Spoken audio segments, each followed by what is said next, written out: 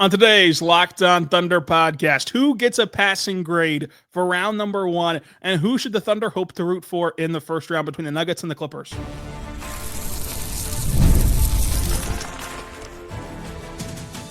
You are Locked On Thunder, your daily Oklahoma City Thunder podcast, part of the Locked On Podcast Network, your team every day. Let's get it going on the Locked On Thunder podcast on the Locked On Podcast Network, your teams every day. I'm your host, media member, and beat writer for Thunder on SI, Rylan Stiles. Follow me on Twitter at Rylan_Stiles. Follow the show on Twitter at LOThunderPod. Email the show at LOThunderPod@gmail.com. On today's show, brought to you by Amazon TV Fire Stick 4K. Turn any TV into an Xbox, no console required. Head over to Amazon.com/Fire TV Locked On to learn more. We're joined by Brandon Rahbar, DailyThunder.com, 1077 The Franchise. Brandon, the Thunder get another first-round sweep, a second consecutive year, third overall sweep for the franchise. How are you feeling now entering round number 2? I'm feeling good. I want to give a big shout-out to the Thunder, the team, for giving Rylan and I a whole week off. Much appreciated. Thanks, guys. Yeah, another week off. You got the week off after the regular season, got this week off. And shout out to the Thunder for taking care of business, a little TCB in Memphis, because they did not have to reschedule a concert inside the Paycom Center on Monday night. So hopefully all of you that went out and saw Deranged or whatever they're called, you had a lot of fun. Disturbed. If you go there, you're a little bit deranged, but Disturbed as well. I think they have a couple hits, right? Maybe one or two. Down with the Sickness. Oh, is that? Yeah. Okay. Sure. That's a good one. Do they have any other hits? Is it kind of like a Vanilla Ice situation? I know they got another big one and I can't think of it off the top of my head. And there's going to be like people watching and listening to this pod that are like yelling at us that can't believe, at least I knew Down with the Sickness. They're really yelling at you. And they're is that the one where they start, yelling all crazy and, sure. Like, ooh, waka, waka. That one? Yeah. Okay. Yeah. That's a fun song. That's a fun song. They're no Creed, but they're fine. Down with the Sickness. Yeah, I'm seeing it here. But it does sound like they're a one-hit wonder from everything we know, at least. But hey, at least they did not have to reschedule their concert in the Paycom Center. Grading round 1 after a sweep against the Memphis Grizzlies. Brandon, this was a sweep that had everything for the Thunder. They had a historic comeback. They had a historic blowout. And they end it with a sweep and send the Grizzlies to Cancun. Let's start grading just the overall team. Just when you think of this series, what would you grade the all-encompassing Thunder, and what was your biggest takeaway from it? Yeah, I mean, you had to give them an A. It's hard to sweep any team in the NBA. Sweeps are hard. Look at the first era of Thunder basketball that went to 4 Western Conference Finals and 1 finals trip. They had 1 sweep their entire existence. So to me, if you get a sweep and you get a 50-point win included, you have a 19-point win in there, you have the second greatest comeback in NBA playoff history, and then you get like some clutch time, crunch time, a close win that comes down to the final buzzer and another. To me, that's an A. There are some things you can nitpick, especially those 2 games in Memphis, obviously. And obviously those games in Memphis probably changed because Ja was out, although I completely disagree with him as far as he had the Thunder figured out and it would have gone back 2-2. I don't believe that. I think probably goes back 3-1. But still, overall, when you look at this series as a whole, I think you have to grade the Thunder an A. Yeah, I think that anytime you can get a sweep, I mean, we picked Thunder in 5. We were cowards and wouldn't go as bold as to say that they would go 8-0 on this season against the Grizzlies. The last time Memphis beat Oklahoma City was in the Polk administration back in 2022. So we probably should have been more willing to jump out on a limb and call for a sweep. But the fact the Thunder got it done is very difficult. They were the first series done. Now Cleveland joins the Thunder with having their series wrapped up in a sweep of Miami. But for now, those are the only 2 series that are completely finished. And to get that sweep and secure not only your second round appearance, but secure the fact that you're not going to have the potential for harm's way. Like you look at the Jimmy Butler injury, which just happened with a bad play, a bang bad play that ends up hurting Jimmy Butler, and he played tonight and was excellent tonight for Golden State, playing 40 minutes just with pure will, but he's going to be banged up for the foreseeable future because of it. We know what Ja Morant suffered through against the Thunder, and you've seen other contests, Michael Porter Jr. Getting hurt for Denver and trying to play through injury, and you've seen these contests get very chippy, which luckily to this point has not led to any suspensions or anything with the fights across the league, but who knows where they're going to eventually lead the more you start ramming your head against an opponent and the more things get intensified. So to avoid all of that, it is a passing grade for Oklahoma City and an A for the Thunder. But on down the list, individually now, SGA, who had a weird series because he did not shoot the ball and score the ball to the efficiency output that you hold him to, because he's such, his bread and butter is how consistently efficient that he is. It's why he's the league leading in score. It's why he's the future MVP of this league. 38 points in game number 4 on 54% shooting was him getting back to form, but overall, mixed bag in that regard. But he had a lot of other things that are very positive in this series. How do you grade SGA?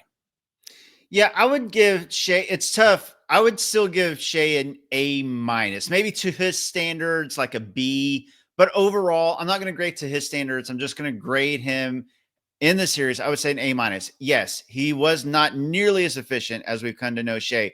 The first game was a 51-point blowout. They didn't need Shai to be Shai that game. Second game, there was one tight spot where the Grizzlies got it down to 8 points. That's where Shai had his best stretch in those home games, and he put together bucket after bucket after bucket and kind of put that game away. And then, game 3, he still scored 31 points. It wasn't very efficient.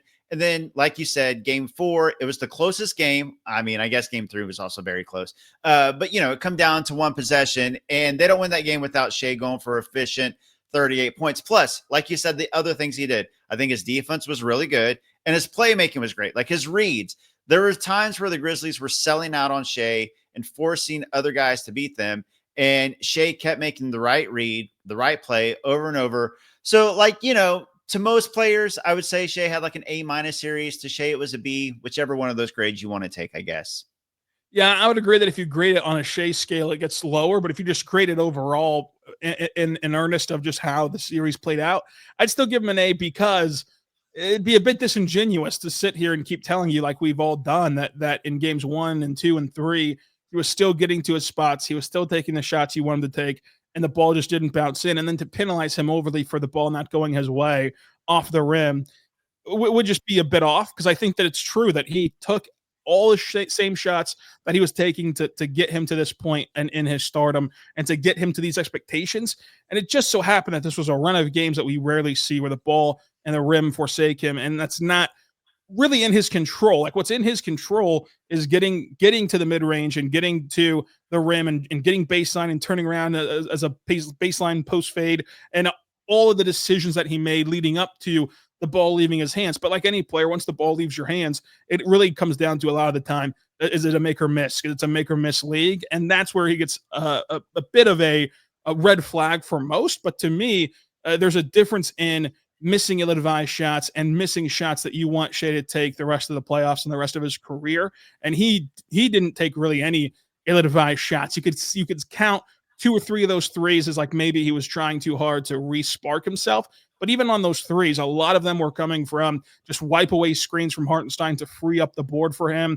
And even his kill shot against Memphis in game 4, he missed a 3, the possession right before that kill shot. Then he takes a step back mid-range jumper with his foot on the 3-point tape, which is practically a 3. He's an inch away from it being considered a 3, but because it went in and because it's technically not a 3-point attempt, people just fawn over themselves about what a shot that was for Shai and how that's Shai's shot. Shai's shot's also the 3-point line. He shot really well from 3 this year by his standards, and he's capable of hitting those open threes that he took and just did not make in this series. But overall, I thought his processing was really good. It's easy whenever you are feeling the weight of, hey, you're supposed to be the MVP this year.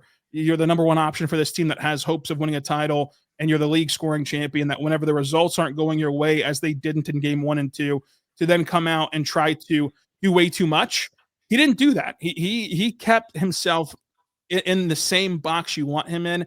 And that's really tough to do whenever you want to force the issue. And he didn't force the issue in this series, which I thought was a good thing. His decision with the basketball is really well. He set up his teammates with his passing exceptionally well as a driver.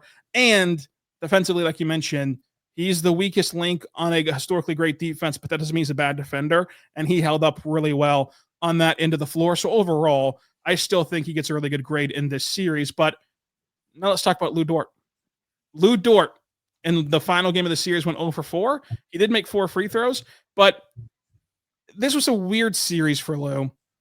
I think that he did a sensational job against Desmond Bane, but Desmond Bane doesn't have a skill set to highlight all the things that Lou's really good at because he's afraid to put the ball on the deck and he doesn't go and get you a ton of buckets. So then you kind of relegated your best defender to a guy who's a more complimentary piece. And then Scottie Pippen Jr. was a bit too fast for him and it kind of overworked him. And I think did take his legs away a bit from beyond the arc. But it was an up and down series. I would say that this series is a C for Lou because he just did his job. He just did the bare minimum in the sense of he was good defensively. You can't really poke holes in that side of the floor for him. And then offensively, he just didn't hit enough shots. But even for Lou, this is more so grading on that curve of the best thing about this series for Lou Dort was that he took shots that were comfortable for him and that didn't make you scratch your head. And that's a completely different version of Lou than what we've seen in the past 5 years from him, where before he'd always take these shots where you're like, well, Lou, what are you doing? Like, what are you thinking taking that shot? You think of Patrick Ewing with Georgetown. Do you practice that shot? Do you work on that shot?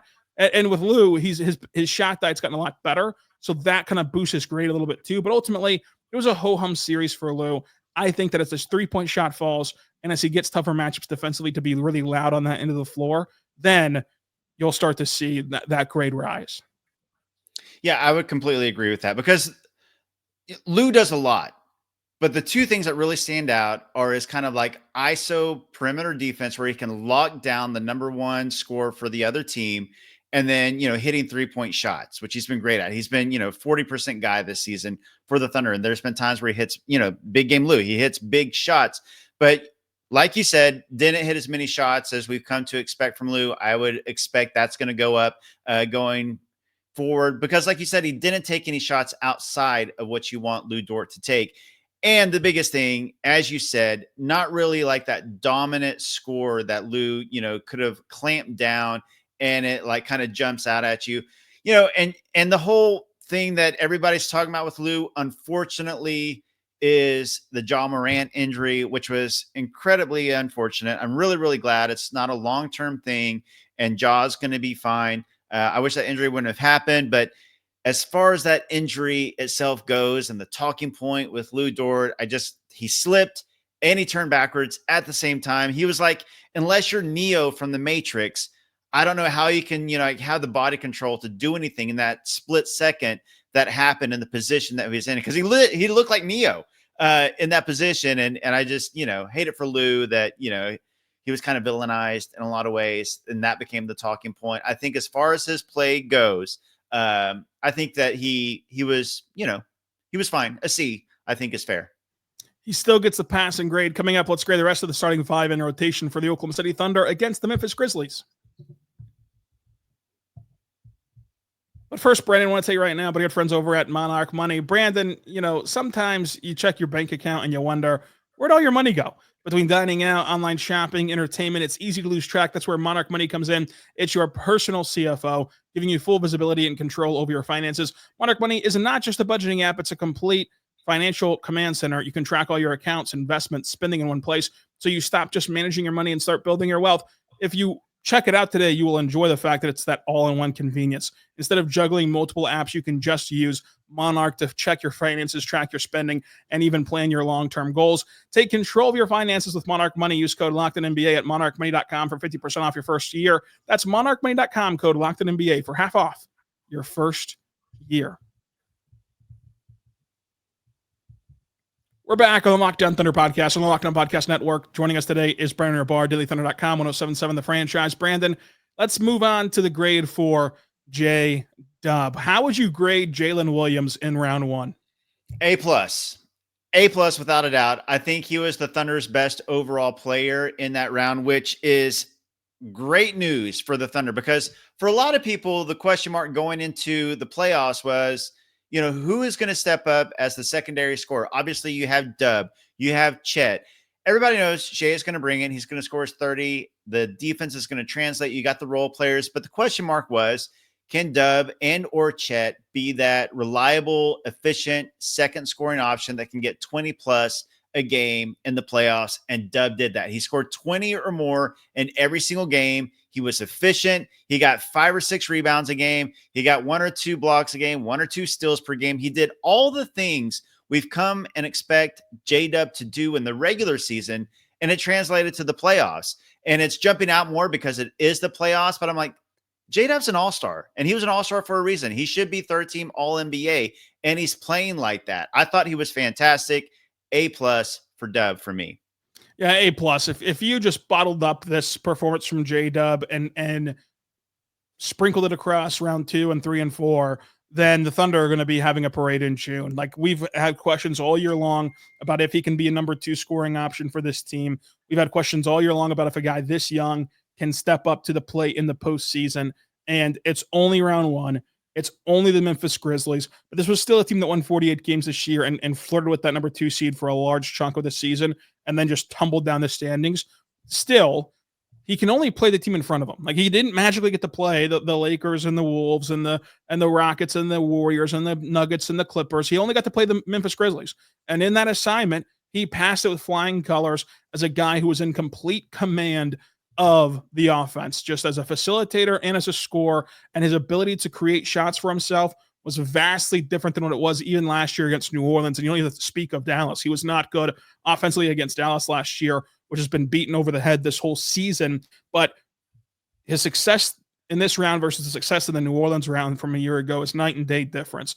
And whenever he can create space in a phone booth and go get his shot, that will be even more so heightened in the future rounds. And another reason why it's an A+ is he got to these gaudy counting stats and he had this high of an impact while his 3-point shot was not falling and while he missed way too many free throws in this series. He's not a great free throw shooter, but in the regular season compared to the first round, there's an 18 percentage points difference. Like, he's a better free throw shooter than what he showed in this round. But the fact that he got to the free throw line was way encouraging for a guy who could not get there in the regular season, which was all predicated on his aggressiveness downhill. And then the 3-point shot has been with him all 3 years of his NBA career. So you know that that's going to turn around as well. And you could even be talking about a guy who can get better from this first taste of success in the postseason. So A+ for him. And Chet Holmgren, I think, also gets an A, because Chet Holmgren is kind of in a different category, where the two things that stand out is his ability to defend at this level after breaking his hip November 7th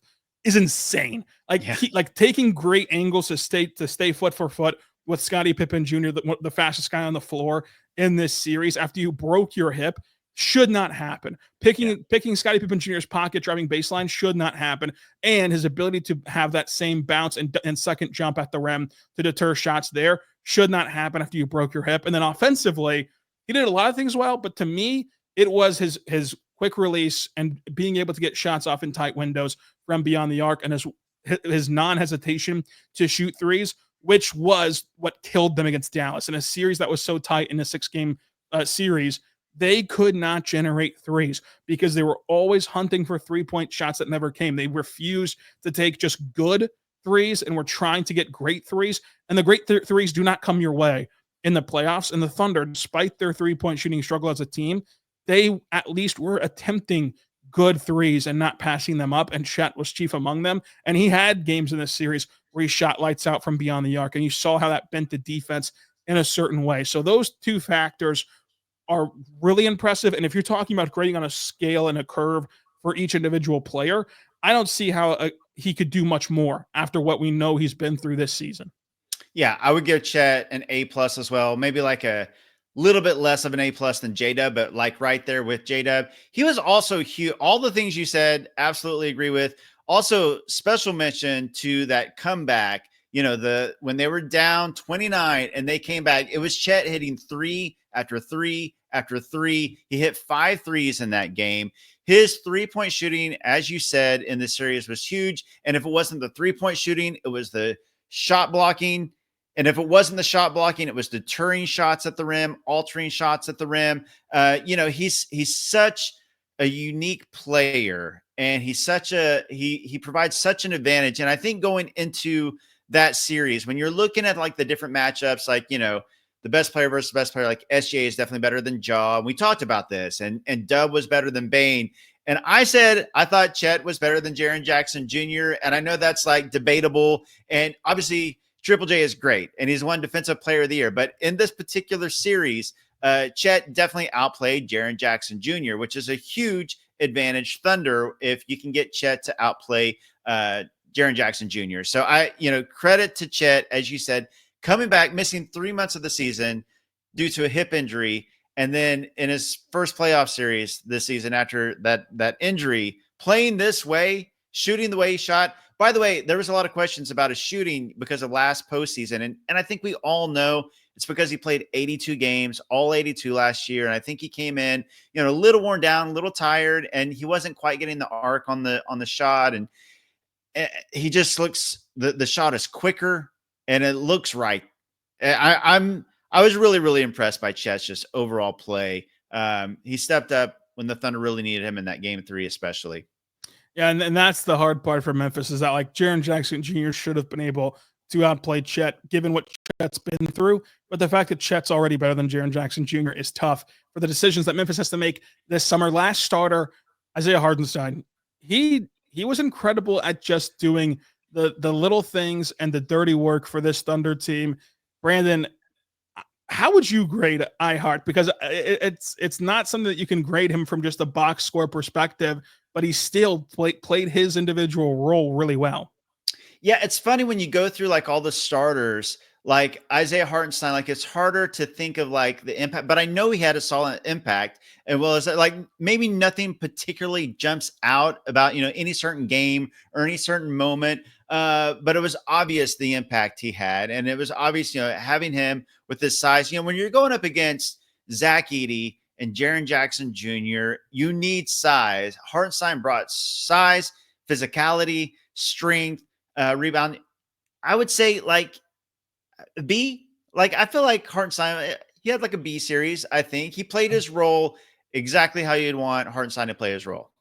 Yeah, I think it was a B as well, B plus range, somewhere like that, just because the value of Hartenstein will be seen later in this playoffs with what he does on the glass and, more importantly, what he does as a facilitator and a high post hub for this Thunder team in the secondary unit and the screens that he sets to create space for the secondary offense, which has been a problem for the Thunder throughout this run so far in terms of like last year and this year.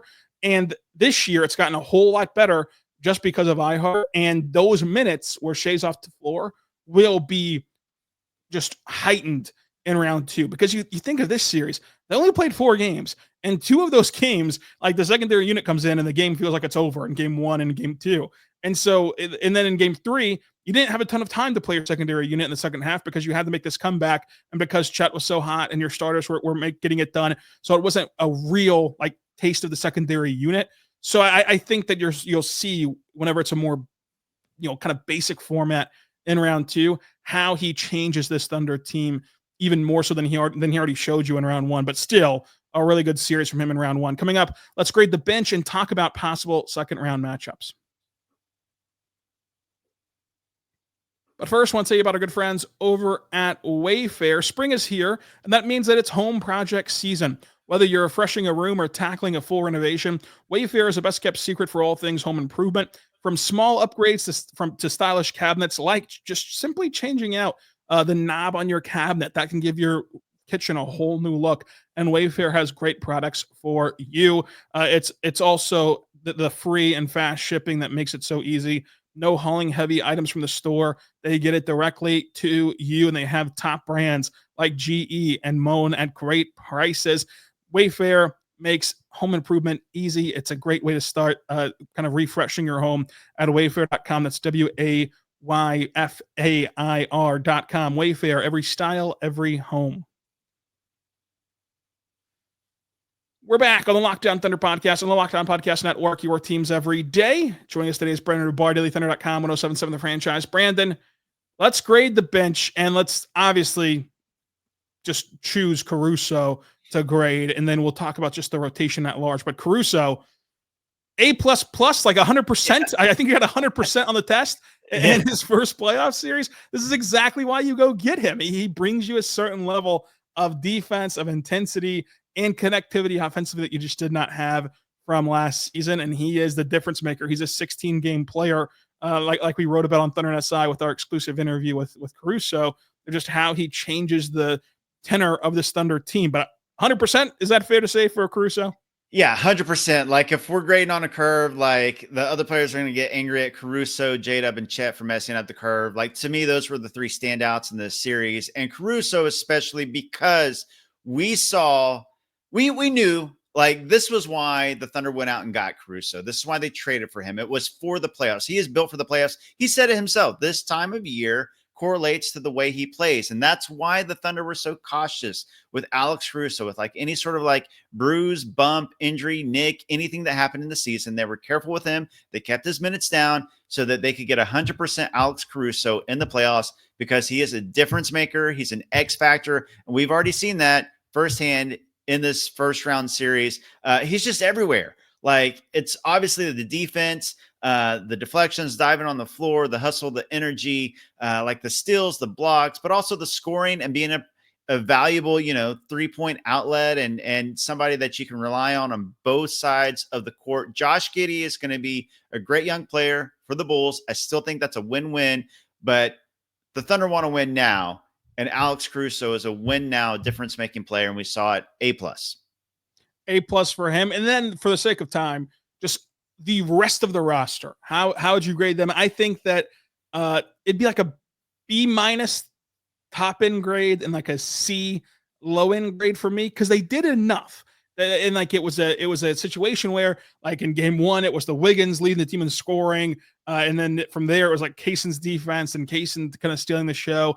Isaiah Joe had fun moments. They all individually had certain moments that you liked, and then some opportunities where like you would have liked to see them hit more threes, for example. But ultimately, I think that they did enough to surround their top end guys, obviously to get the job done because they swept. But also, if you just bottled up what they did and said this is the best they're going to get, I still think it's enough for this Thunder team to survive the NBA playoffs, as long as the 3-point variant swings back to them. So I would say let's just call it a B- or C+ for this bench unit.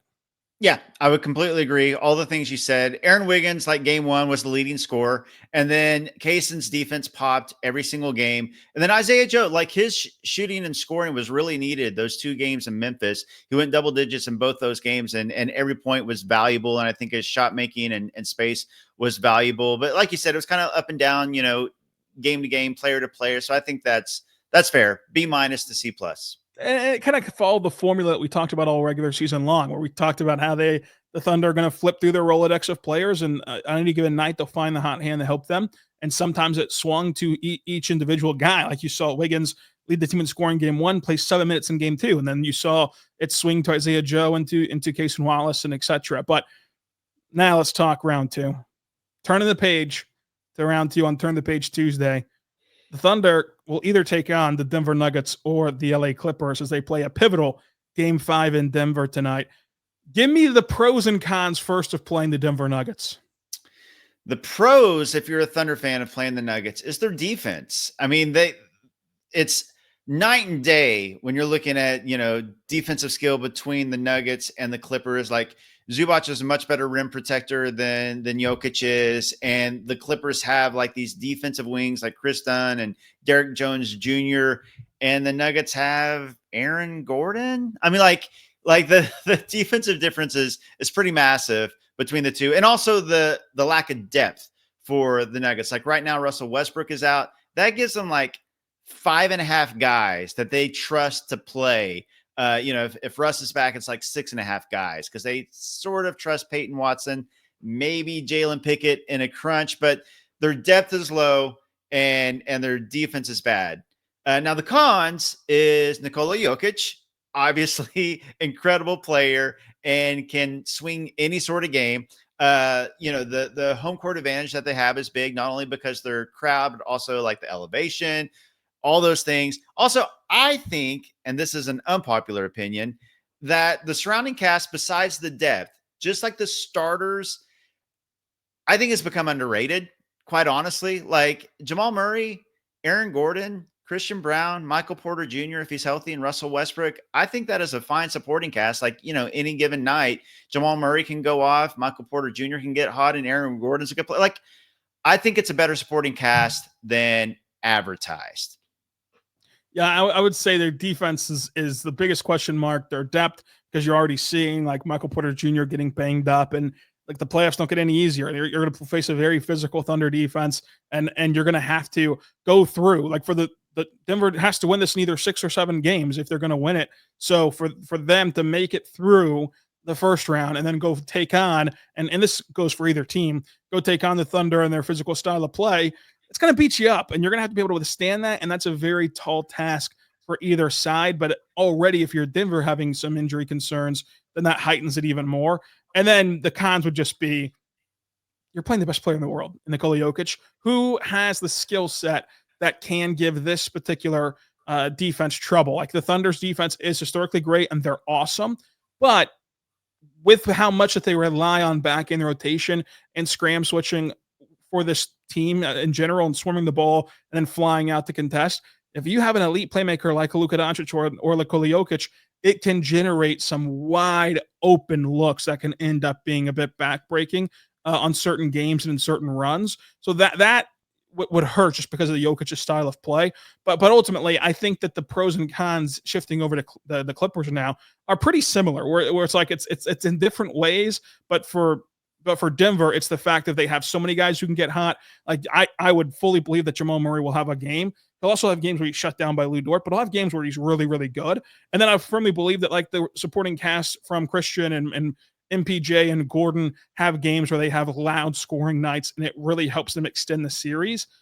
And then with the Clippers, their defense is phenomenal, and putting Shai and testing J-Dub, those two guys in particular who try to work in the mid-range and try to work at the rim, and that link that the Clippers have with Derrick Jones Jr., with Kawhi, and with the back end help of Zoo, like that defense would be a very tall test for the Thunder to get past. And then another pro for the Clippers that is similar to Denver would be their best player, and their best player is Kawhi Leonard. And it's in a different way because we just highlighted Jokic's playmaking, but with Kawhi, the Thunder have a ton of guys who you trust to be point of attack defenders.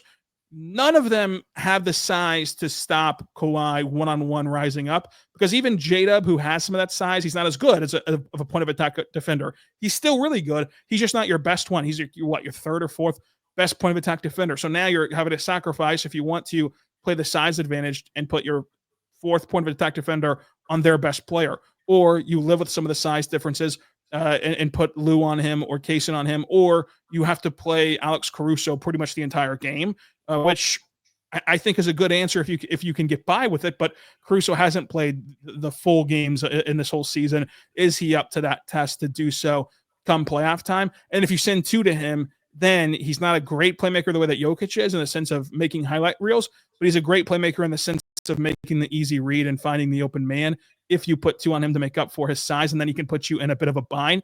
The thing with the Clippers would be the Harden Zoo pick and roll. I would trust the Thunder to be able to take it away more than any other team in the NBA, just because of how great they are at navigating screens and playing drop coverage with their bigs and staying disciplined to be able to play the gap and then get back to shooters on the spray out from Harden. So you could take one of their big strengths away. Whereas with Denver, they only have one big strength. It's one fastball of like Jokic just facilitating everything, and it's a much harder fastball to take away, I think. Yeah, I agree with everything you said. That Clippers matchup, man, the defense from both teams, the Clippers just have so many defenders between Chris Dunn, Derrick Jones Jr., Kawhi Leonard, and Zubac. So it's a massive difference between the Nuggets defense. Also, like they've got 4 guys between Kawhi, James Harden, Norman Powell, and Zubac who like have played phenomenally well. Like all 4 of those guys have been so good. Now with the Clippers though, they have a lot of one-way players I think the Thunder can take advantage of. Like James Harden, all offense, no defense. Same with Norman Powell for the most part, Bogdan Bogdanovic. And then on the other end, you got, one-way defenders like Derrick Jones Jr., Chris Dunn, and Ben Simmons. So I think the Thunder can take advantage some of those matchups.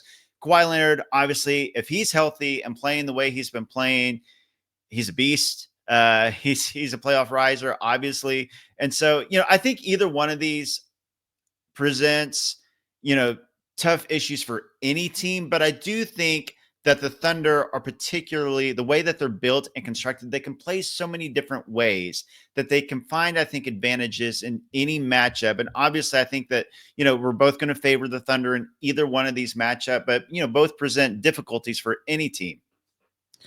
Well, who, whenever you sit down to watch this game tonight, Brandon, are you going to be rooting for to see the Thunder take on? I would probably end up saying the Clippers.